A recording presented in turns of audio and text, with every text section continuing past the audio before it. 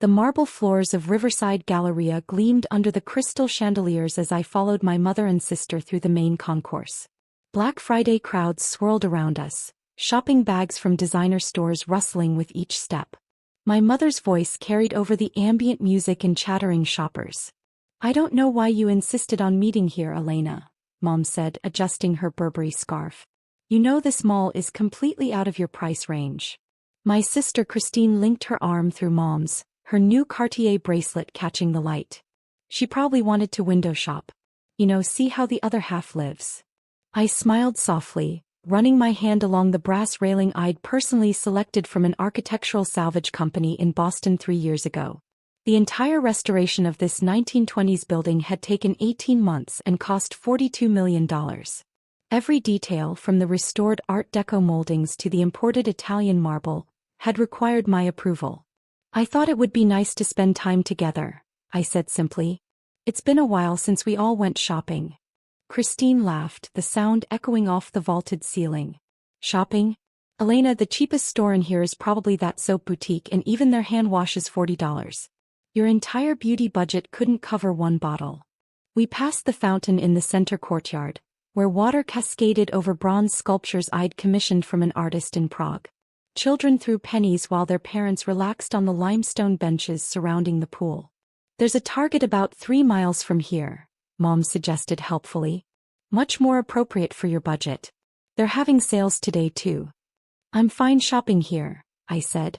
Christine stopped in front of Valentino, her eyes lighting up. "Oh, this is where I bought my dress for the charity gala last month. Marcus and I are seated at the head table this year. The tickets were $5,000 each."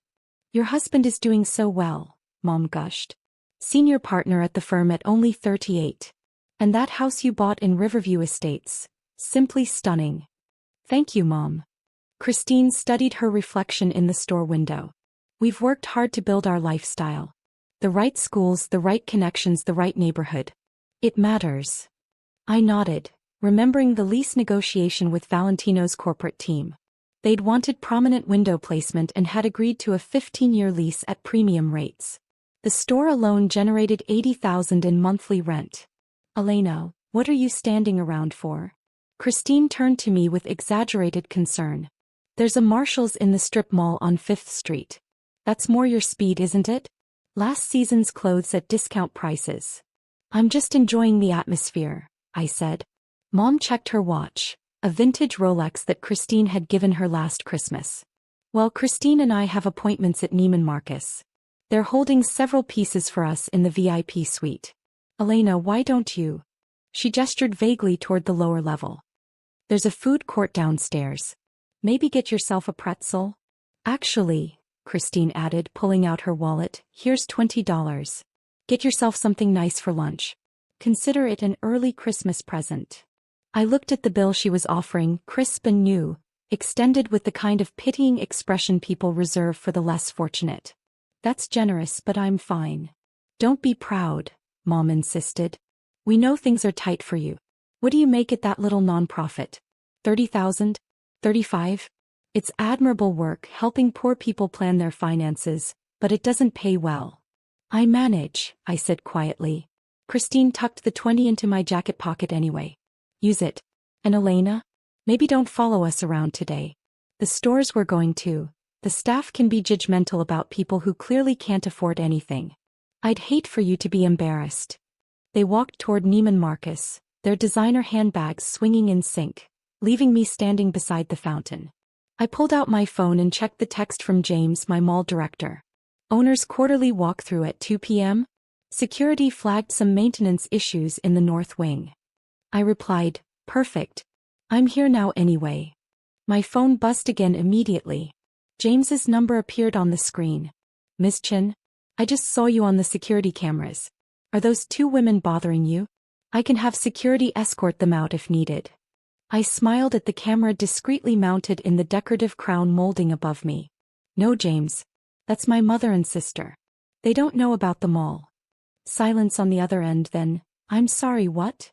"They don't know I own Riverside Galleria. Or the 4 other commercial properties in my portfolio. It's a long story. Should I not acknowledge you during your walkthrough?" Let's play it by ear.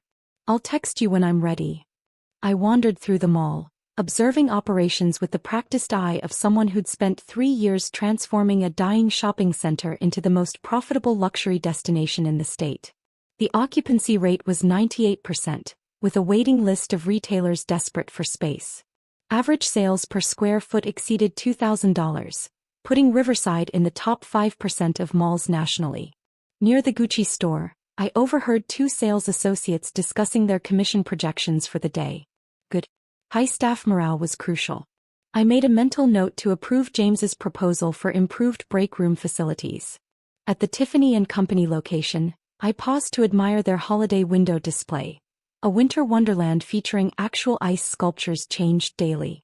The lease agreement for that store had been particularly complex, but their presence elevated the entire property's reputation. My phone buzzed. Christine had posted to Instagram a photo of herself and Mom in the Neiman Marcus VIP suite, surrounded by shopping bags. The caption read, "Black Friday done right. #luxury life, #blessed and grateful, #know your worth." I was about to put my phone away when I noticed I'd been tagged in the comments. Christine had written, "Adelena C. couldn't join us. Shopping at her budget-level face blowing a kiss, love my sister anyway. #family first." 3 of her friends had already commented with crying laughing emojis. I took a screenshot and continued walking, passing the Louis Vuitton, Hermès and Burberry stores that formed the luxury corridor. Each lease represented millions in annual revenue. Each brand had specifically chosen Riverside because of its reputation for quality and its affluent customer base. Near the Prada store, I spotted my mother and Christine emerging from Neiman Marcus, laden with shopping bags. I stepped into a seating area partially hidden by a large potted palm, watching as they paused in the center of the concourse. "This has been such a successful day," Mom announced loudly, clearly aware of the nearby shoppers. 3 new dresses, 2 pairs of shoes and that lovely coat. "How much did we spend, Christine?" "About 18,000, Christine replied with satisfaction. "But we deserve it. Success should be celebrated." "Absolutely. Unlike some people, we understand the value of quality." Mom's voice carried deliberately. "Shopping at discount stores wearing last season's styles. It's so depressing." An elderly couple nearby glanced at them with disapproval, but Mom seemed oblivious. Christine checked her phone. "I wonder where Elena went. Probably couldn't handle watching us shop. The poor dear must feel so inadequate." "I worry about her," Mom said, her tone dripping with false concern. "She's 32 and has nothing to show for it. No husband, no real career, no property. Just that tiny apartment in the old part of town and her little nonprofit job." I remained hidden, documenting this conversation in my memory. "She could have done so much more," Christine continued. "Remember when she got into Yale? She turned it down for that state school because of the scholarship. That's when I knew she'd never amount to anything. Winners pay for Yale." "Such a disappointment," Mom agreed. "When people ask about my daughters, I talk about you, the successful one. Elena, I just say she's finding herself, or doing charitable work. It's embarrassing, honestly." They moved toward the exit and I waited until they'd left before texting James. "Ready for the walkthrough. Meet me at the North Wing entrance in 5 minutes." James appeared precisely on time, dressed in his usual impeccable suit, carrying a tablet and looking every inch the professional director of a premier shopping destination. He'd worked with me since the beginning of the renovation, and I trusted his judgment completely. "Miss Chin," he greeted me formally, then lowered his voice. "I have to ask, how do you deal with that?" "Practice," I said simply. "Show me the maintenance issues." We spent the next hour touring the property. A skylight seal needed replacing in the north wing. The HVAC system in the east corridor was running at suboptimal efficiency. 3 stores had submitted requests for minor lease modifications. All routine issues, but I insisted on reviewing everything personally. "The Valentino lease comes up for renewal in 6 months, James noted. "They want to expand into the adjacent space." "What's the projected revenue increase?" "Approximately 40% based on their sales data. They're willing to go to premium rates for the additional square footage."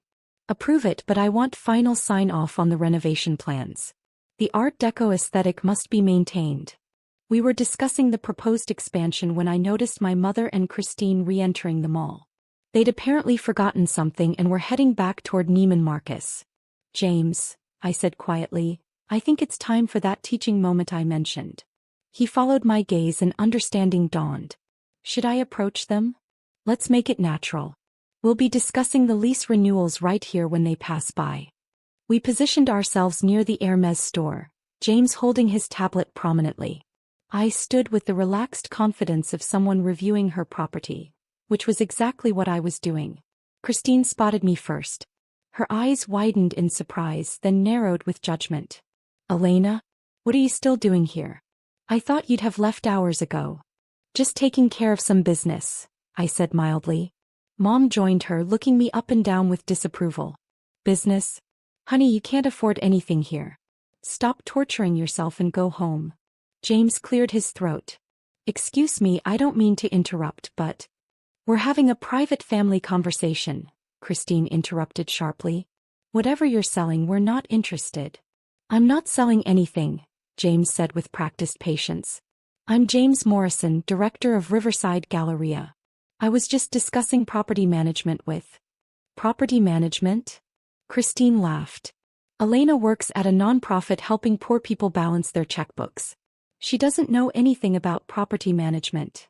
I remained silent, watching James's expression carefully. "I see," James said slowly. "Well, perhaps there's been some confusion. Miss Chin, would you like me to explain or—" "What's there to explain?" Mom demanded. "And why are you calling her Ms. Chin? Her last name is Miller, just like mine and Christine's." "Actually," I said softly, "I changed it back to Dad's surname 5 years ago. You didn't notice because we don't see each other often." Christine waved this away dismissively. "Whatever name you use, you still can't afford to shop here. Elena, seriously, you're embarrassing yourself. This man probably thinks you're loitering." "Loitering?" James repeated, his voice carefully neutral. "Miss Chin, should I clarify the situation?" I thought about it, watching my mother and sister's faces, so certain of their superiority, so comfortable in their condescension. "Go ahead."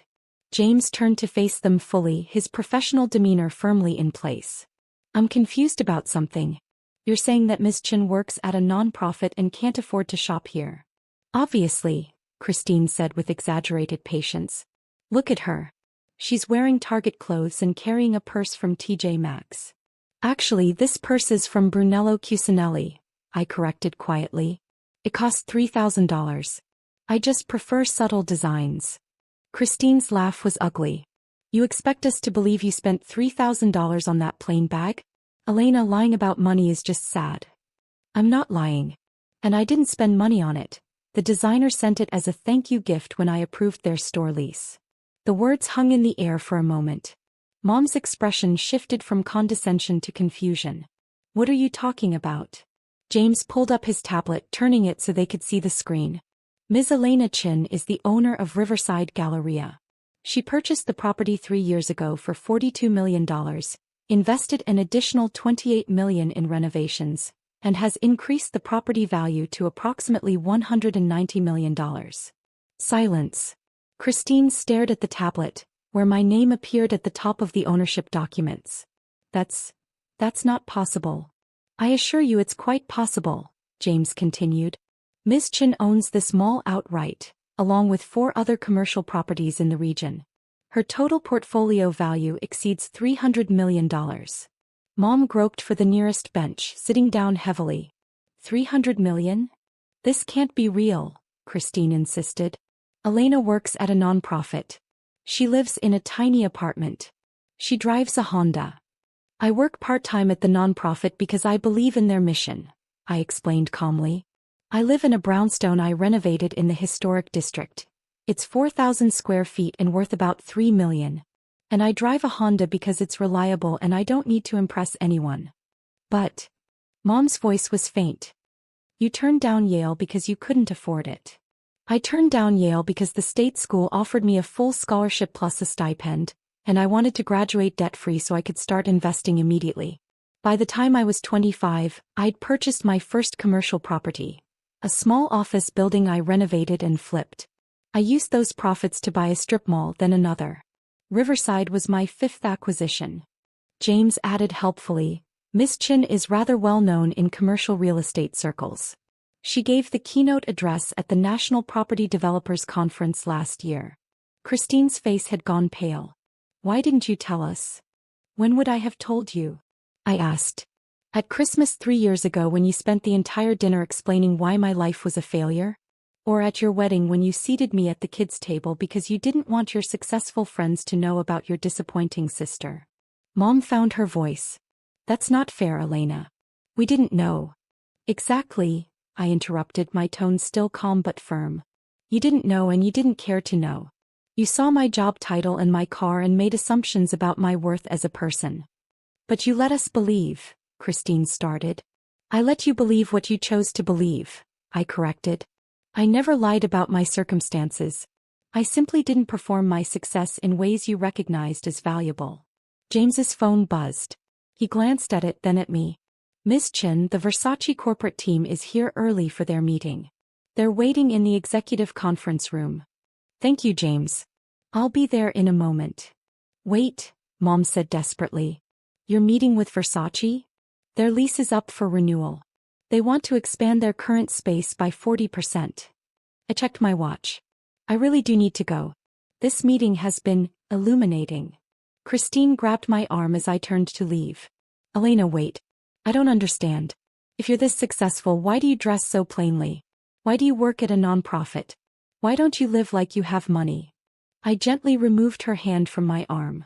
Because my self-worth isn't tied to external validation. Because helping people achieve financial stability matters to me. And because I learned a long time ago that people who judge you based on your appearance aren't people whose opinions should matter. But we're your family, Mom protested. Are you? I asked quietly. Family supports each other. Family doesn't mock each other on social media. Family doesn't hand their sister $20 like she's a charity case. Christine's face flushed. I was trying to be nice. You were trying to be superior, I corrected. There's a difference. James cleared his throat diplomatically. Miss Chin, I hate to interrupt, but the Versace team. Of course. I turned back to my mother and sister one final time.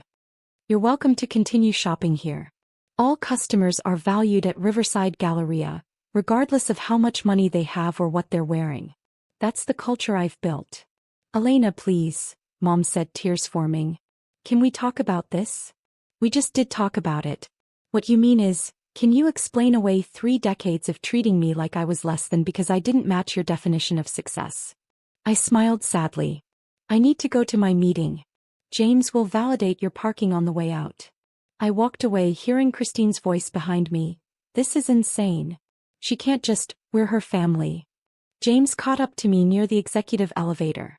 That was remarkably restrained, if you don't mind my saying so. Thank you for handling it professionally. It was my pleasure. Although I have to admit, watching their faces when I showed them the ownership documents was deeply satisfying. He paused. What happens now? Now I meet with Versace about their expansion, review the quarterly earnings reports and approve next month's marketing budget. Same as always. I meant with your family. I pressed the button for the executive floor. That depends entirely on them. The Versace meeting went smoothly. They agreed to my terms for the expansion, including maintaining the building's historic architectural elements. After they left, I spent 2 hours reviewing financial reports with my CFO, who videoconferenced from our main office downtown. Riverside exceeded projections again this quarter, she reported. Net operating income is up 15% year-over-year. The luxury retailers are particularly strong performers. Good. Use the excess revenue to fund the scholarship program at the nonprofit. I want to double the number of recipients next year. Already drafted. I'll send the proposal tomorrow. After the call, I sat in my office, a restored space that had once been the mall's original administrative suite from 1928, and looked out over the concourse below. Shoppers moved through the space, unaware that every detail around them represented years of careful planning and substantial investment. My phone buzzed. Christine's name appeared. Elena, please call me. We need to talk. What I said earlier. I didn't mean it. Any of it. I deleted the message without responding. Another text came through, this time from Mom. Your sister is devastated. She didn't realize. We didn't realize. Please give us a chance to apologize properly. I set the phone aside and returned to work. Over the next week, the messages continued. Christine called 6 times. Mom left voicemails that progressed from apologetic to defensive to angry to apologetic again. I responded to none of them. On Thanksgiving, the actual holiday, my phone rang at 8 a.m. Christine's number again. Elena, I know you're ignoring me, but please listen. I looked you up. The keynote speech James mentioned, your investments, the awards you've won from the business community. You're not just successful, you're exceptional. And I've been terrible to you. I almost answered but didn't. She continued in the voicemail. I thought about what you said about judging people by their appearance. You're right. I've spent years building a life that looks impressive on the outside while going into debt to maintain it. Marcus and I are house poor. We leased the luxury cars. The charity gala tickets? We couldn't actually afford them, but we went anyway because of how it looked. Meanwhile, you've been genuinely successful this entire time and I mocked you for it. I saved the voicemail but didn't respond. At 3 p.m. there was a knock on my brownstone door. I checked the security camera and saw Christine standing on my porch alone holding a pie. I opened the door. I brought sweet potato pie, she said immediately. I made it myself, which you know means it's probably terrible because I can't cook. But I wanted to bring something that required actual effort instead of just buying something expensive. I stepped aside, letting her in. Christine stood in my foyer, looking around at the restored Victorian details, the original hardwood floors I'd refinished, the antique chandelier I'd found at an estate sale. Your home is beautiful. It's actually you, elegant but understated. Thank you. I'm sorry, she said abruptly. Not sorry you were offended. Shri sorry. I treated you horribly because it made me feel better about my own insecurities. You didn't perform success the way I expected, so I assumed you were failing. That says everything about me and nothing about you. I gestured to the living room. We sat on opposite ends of my restored Victorian sofa. I've been thinking about what you said, Christine continued. About family supporting each other. I haven't been your sister in any meaningful way since we were kids. I've been your competitor, your judge, your critic. Never your supporter. No, I agreed. You haven't. Can I ask you something? Why didn't you tell us about your success? I considered the question carefully. At first I didn't tell you because I was young and still building. By the time I'd achieved real success, you and Mom had already established such a clear pattern of judgment that telling you felt pointless. What would it have changed? We would have treated you better, Christine said quietly. Exactly. You would have treated me better because of my money, not because I deserved basic respect as a human being. That's not actually better treatment. It's just a different kind of superficiality. Christine absorbed this, tears forming. I've built my entire life around appearing successful instead of actually being successful. And I've been miserable doing it.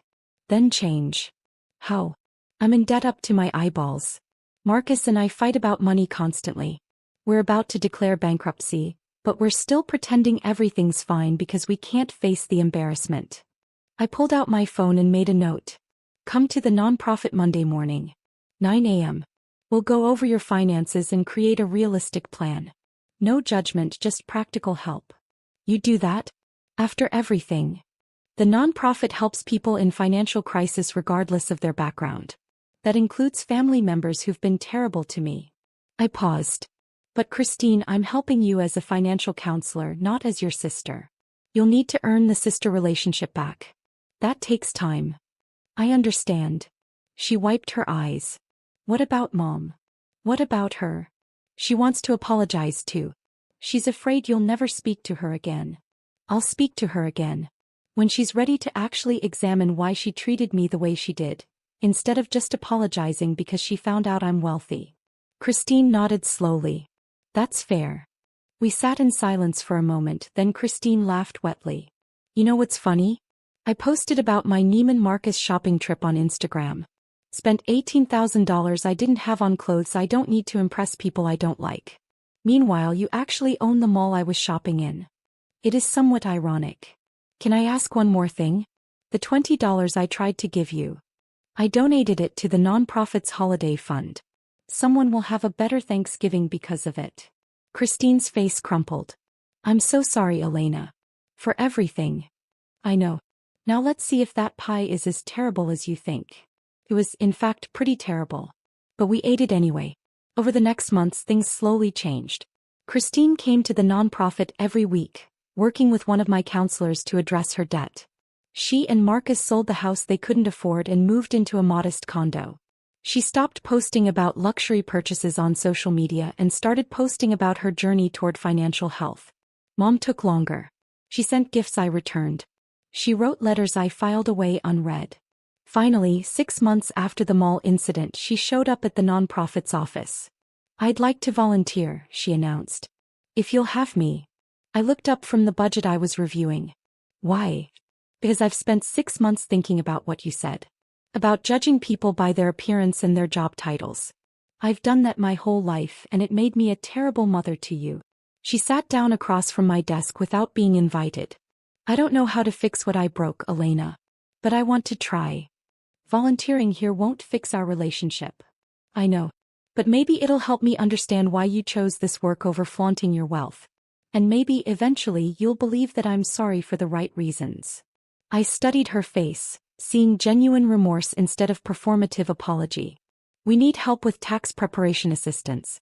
Training starts next Tuesday. I'll be here. She was. Every Tuesday for the next year, Mom volunteered at the nonprofit helping people navigate their tax returns. She learned their stories, heard about their struggles, and slowly began to understand that financial hardship didn't equal moral failing. One evening she stopped by my office after her shift. I met a woman today. Single mother, 2 jobs, barely making rent. She reminded me of what you must have felt like when we judged you, except her situation is actually desperate and yours never was. We just convinced ourselves it was because you didn't display wealth the way we expected. Did you help her with her taxes? Yes. And I talked to Christine and we're going to fund her security deposit for a better apartment. Anonymously. Mom paused. Is this what it feels like? Using money to actually help instead of just impress? Yes, I said simply. This is what it feels like. The following Thanksgiving we gathered at my brownstone. Christine and Marcus, Mom, and a few friends from the nonprofit. No designer clothes, no expensive gifts, no performances of wealth. Just a meal cooked together and genuine conversation. I'm grateful for second chances, Christine said during our traditional sharing. And for a sister who gave me one even when I didn't deserve it. I'm grateful for lessons learned, Mom added. Even the painful ones. When it was my turn, I looked around the table at the imperfect, evolving family we were building. I'm grateful for people who are willing to change. And for understanding that real success isn't about what you own, it's about who you become. Later, after everyone left, I drove to Riverside Galleria. It was closed for the holiday, empty and quiet. I walked through the darkened corridors, past the stores I'd carefully curated, through the spaces I'd lovingly restored. My phone buzzed with a photo from Christine. The 3 of us from earlier that evening laughing in my kitchen, no filters or careful staging. Her caption simply read, "Real family." Finally. I saved the photo and continued walking, thinking about the journey that had brought me here. The assumptions people made, the judgments they passed, the hierarchies they constructed based on appearances. And I thought about the quiet power of building something meaningful instead of just building something impressive.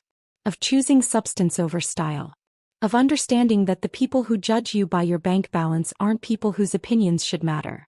The mall stood around me in the darkness. My achievement, my creation, my proof that success could be built on authenticity rather than performance. But it was the brownstone I'd returned to that night that felt like real success. The relationships slowly healing.